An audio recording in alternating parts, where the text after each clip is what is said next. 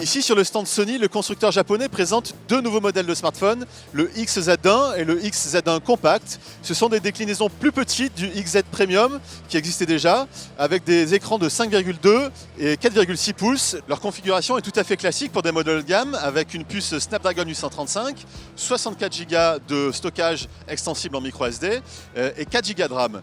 En fait, la vraie différence, et ce que met en avant Sony pour se différencier de la concurrence, c'est son nouveau système 3D Creator.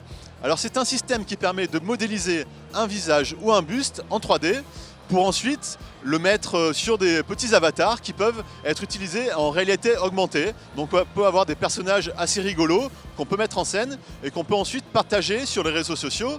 Ça peut servir aussi à d'autres choses, comme par exemple modéliser un fauteuil ou une table et pouvoir l'essayer au milieu de son salon à la bonne taille pour voir ce que ça peut donner dans son intérieur.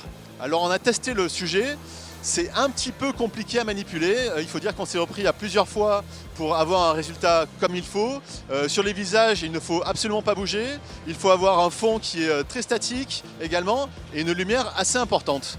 Et puis le résultat n'est pas forcément très évident à gérer, parfois ça peut être assez rigolo de voir qu'il y a quelques déformations, mais après quelques manipulations, c'est plutôt réussi et c'est assez marrant à essayer. Donc voilà la grande différence de ces Sony Xperia Z1 et Z1 Compact par rapport à leurs concurrents actuels.